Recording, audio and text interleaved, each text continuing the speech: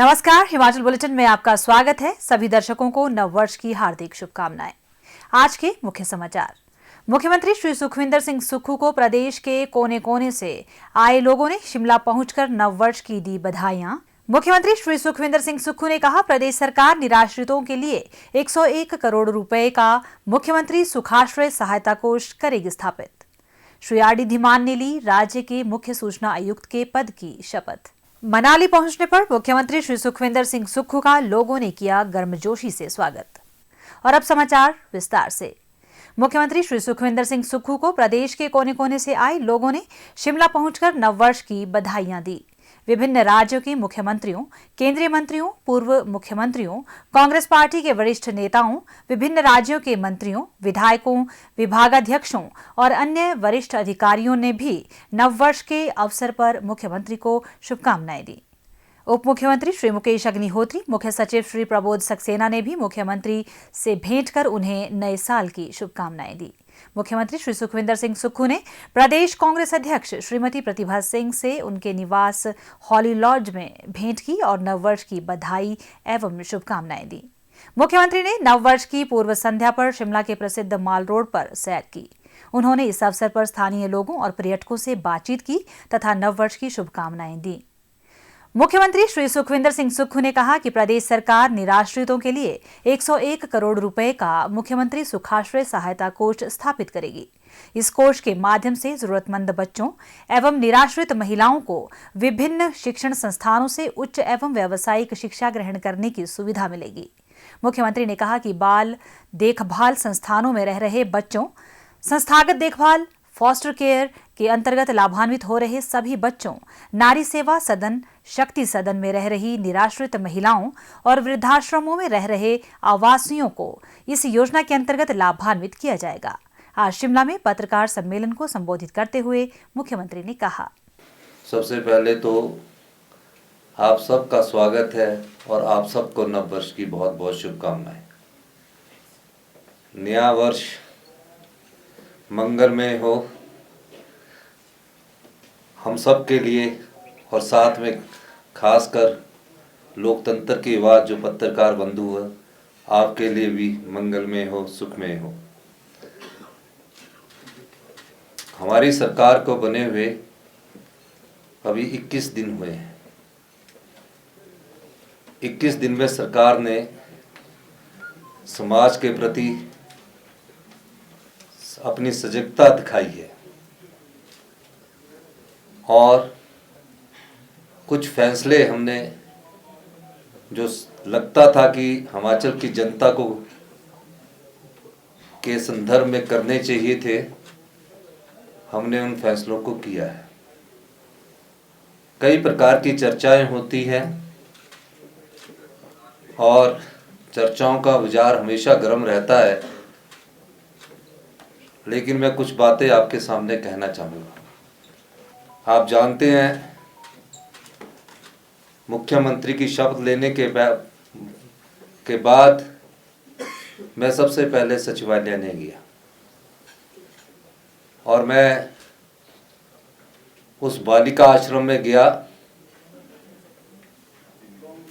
बालिका आश्रम अच्छा से चल रहा था, लेकिन मैं जब उन बालिका आश्रम में पहुंचा, मैंने एक चीज़ का अनुभव किया। उन बच्चों से मैंने सीखा, क्योंकि बच्चे भी आपको सिखाते हैं, और वो बच्चे जिनका इस समाज में कोई नहीं है, वो बेटियां जो हमारे समाज में अपने माता पिता को छोड़ चुकी है, किस प्रकार से जीवन जी रही है, मुझे उनसे सीखने का मौका मिला। फिर उसके बाद मैं सरकार की जो बनाई योजनाओं के द्वारा कार्यक्रम थे, मुशोबरा में भी गया, वहाँ भी हमने सब कुछ देखा और एक भावना जो उनकी मैंने महसूस की, उस भावना को मैंने पाया कि इन बच्चों की जो भावना है, उस भावना को सम्मान कैसे दिया जाए। महिलाओं से भी मिला, बुजुर्ग जो थे उनसे भी मिला, और जो बच्चे डम एंड डफ की कैटेगरी में आते हैं उनसे मिल तो नहीं सका, लेकिन उनकी वस्तुस्थिति को मैंने जाना। और 21 दिन के बाद हमारी सरकार ने फैसला किया कि इनकी माता भी सरकार है, इनकी पिता भी सरकार है। जिस प्रकार हम अपने परिवार में ऐसे बच्चों का ख्याल रखते हैं कि अब हमारा अपना बेटा है, हमारी अपनी बेटी है, उसी प्रकार इन बच्चों के लिए सरकार का ये अपना बेटा है और सरकार की अपनी बेटी है।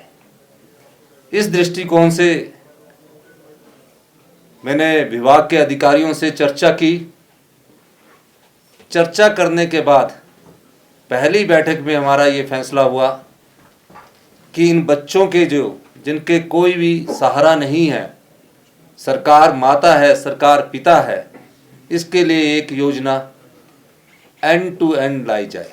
हमारी सरकार हिमाचल प्रदेश में जो अनाथ आश्रम में पढ़ने वाले बेसहारा बच्चे तो है ही, हिमाचल प्रदेश में जो भी बच्चे हैं या जो भी युवा जीवन में आ चुके हैं उनके लिए एक योजना लेकर आई है।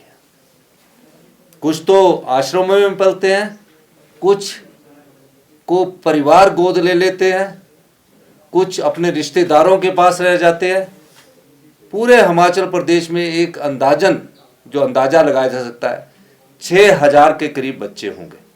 हमारी सरकार ने फैसला किया है कि जो भी बच्चा अपने जीवन काल में मेडिकल कॉलेज में, नर्सिंग में, पैरामेडिकल में, जिस भी शिक्षा संस्थान में कोई छूट भी गया होगा, जो उसकी पढ़ाई से संबंधित होगा, जो उसके जीवन जीने के साधन से संबंधित कोर्स होगा, कोई भी ऐसा कोर्स, उस कोर्स के लिए हमारी सरकार किसी प्रकार की किसी भी सुविधा से उसको वंचित नहीं किया जाएगा।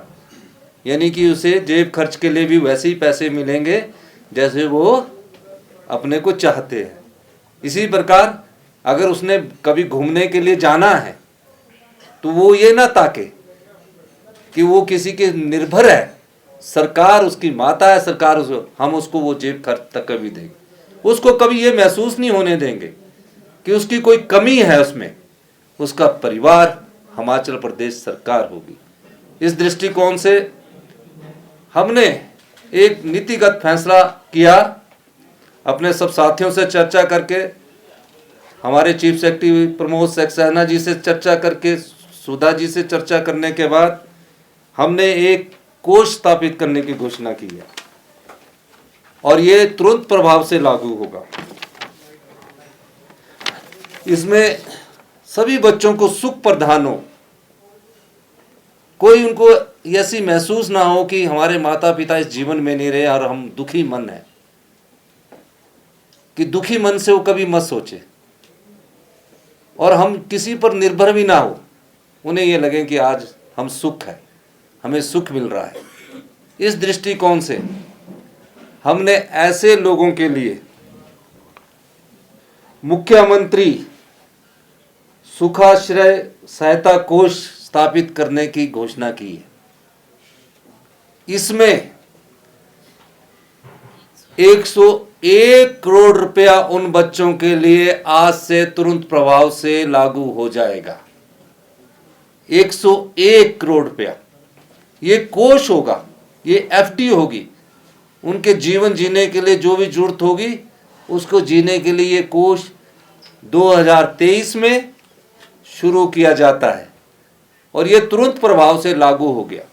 हम उसके भाव को खरीदने की कोशिश करते हैं, दया भाव को हम करने की कोशिश करते हैं। इस दृष्टिकोण से मुश्किल था 101 करोड़ रुपया निकालना, लेकिन जब मेरी चीफ सेक्रेटरी साहब से बात हुई तो उन्होंने कहा कुछ कंपनियों से हम CSR से लेंगे, कुछ हम लोग भी उसमें कंट्रीब्यूशन करेंगे। पहले कंट्रीब्यूशन में हमारे जितने भी MLA हैं वो जितनी उनकी क्षमता है, लेकिन सभी MLA जो कांग्रेस के, मैं धन्यवाद देना चाहूँगा सभी MLA का कि हमारी उनसे बातचीत हुई, ये भी अपनी इस सरकार की पहली पे का 1 लाख रुपया उस कोष में दान करेंगे। तो इस संदर्भ में भी मैं इनका भी धन्यवाद करना चाहूँगा कि एमएलओ ने, हमारे जितने भी एमएलए हैं, 40 एमएलए हैं, भारतीय जनता पार्टी के एमएलओ से भी मैं अनुरोध करूँगा, हमारे पास तो थोड़ा अमाउंट है, लेकिन सरकार की तरफ से 101 करोड़ रुपए का ये कोष स्थापित किया है। ये सिर्फ उन बच्चों के लिए हमारी पहली योजना है और इसकी और विस्तृत जानकारी, इसके साथ और भी एकल नारी है, यही बच्चे नहीं है।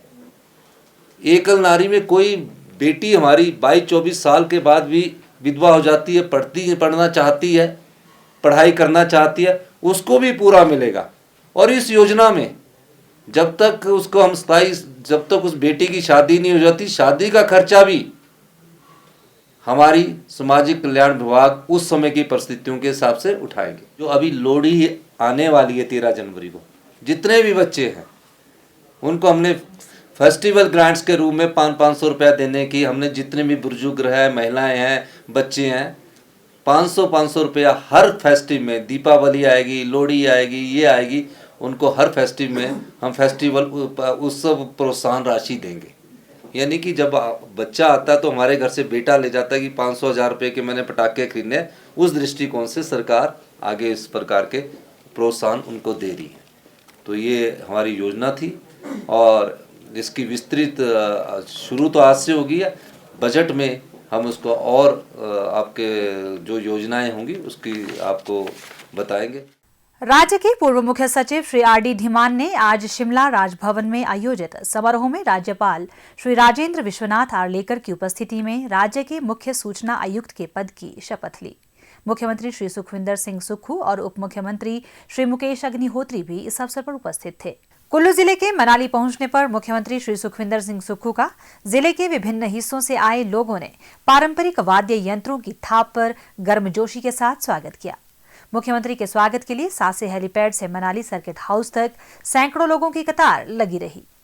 हिमाचल बुलेटिन देखने के लिए सब्सक्राइब करें YouTube channel IPR Himachal, follow करें ट्विटर @DPRHP, लाइक करें Facebook page information and public relations department Himachal Pradesh, visit करें वेबसाइट www.himachalpr.gov.in।